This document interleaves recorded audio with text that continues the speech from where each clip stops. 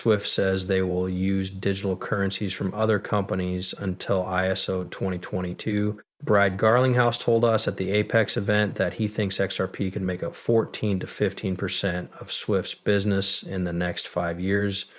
I hope all is well with you and that you've seen the video clip I got from Monica Long about their own Bank of America stablecoin.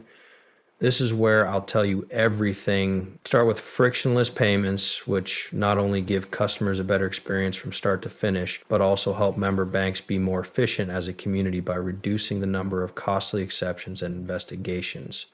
This lets us compete better on price with new. It lets member banks use the global open network speed and control over payments, which is backed by the rich structured data of the ISO 2022 format.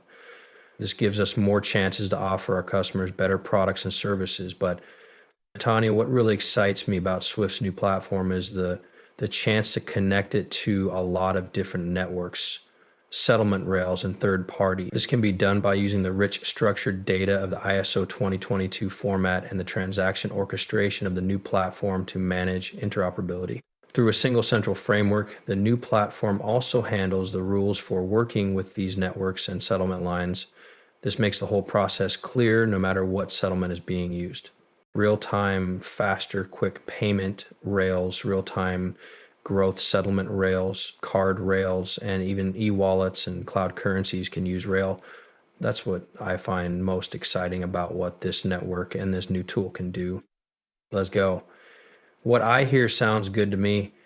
I had this in a different movie that will probably come out before this one, but I had to add it because I saw this clip and thought, ooh, I have to include this. This is Brad Garlinghouse, who just released PEX 25. He thinks that XRP could get 14 of the Swift flow. In this case, Swift tells them they need to work with third-party rails that use ISO 2022. Some of them might be different banks, but most of them will be. Several types of cryptocurrency. Brad Garlinghouse did say this in public at XRP Apex 2025 in Singapore. I think XRP could get 14% of the business in Switzerland. I checked the facts, and he did say it. If you want to get an idea of what it would mean for price and other things, watch that video. Also, if you haven't seen this new Monica Long video yet, I'd like to play a game with you.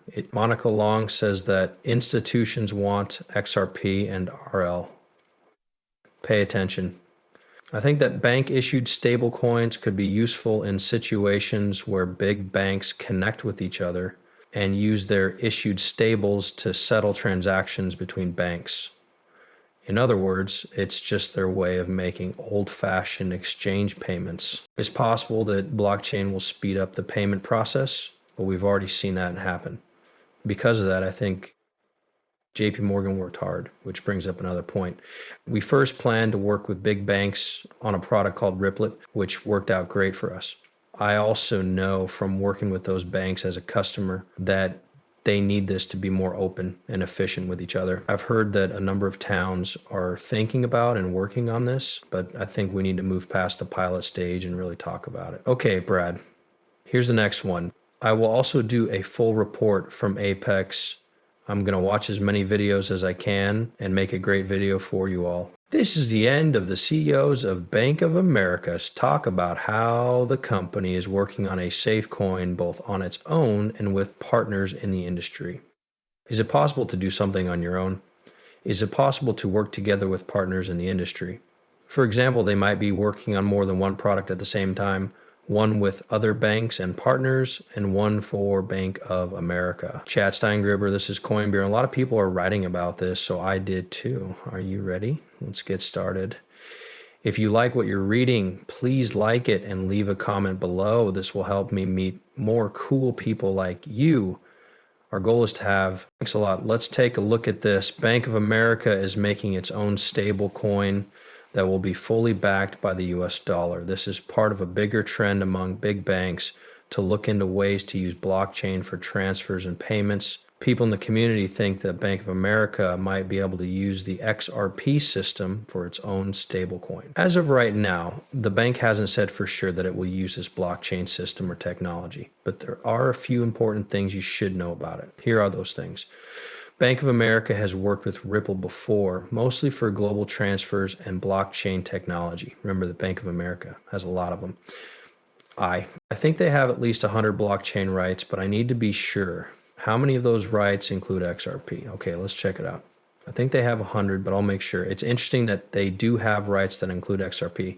There are rumors that Bank of America uses Ripple's XRP for some internal transactions as well as for community and industry speculation. However, this has not been officially confirmed, so these are just my and other influential people's guesses about what will happen. This is where the crypto community, especially XRP fans, have talked a lot about the idea that Bank of America could use the XRP ledger for its stablecoin. They point to the fast ledger, low cost, compliance with ISO rules and other advantages.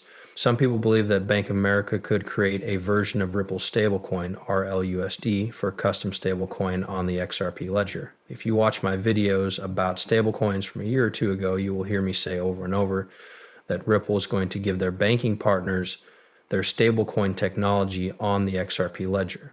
Banks can make their own safe coin. There are many good reasons for banks to want to do this, but risk is something that banks worry about a lot. If you're a bank, you don't want to make your own blockchain and safe coin that only your bank uses. You want to use a system that works with everything. And RLUSD and XRP are exactly that.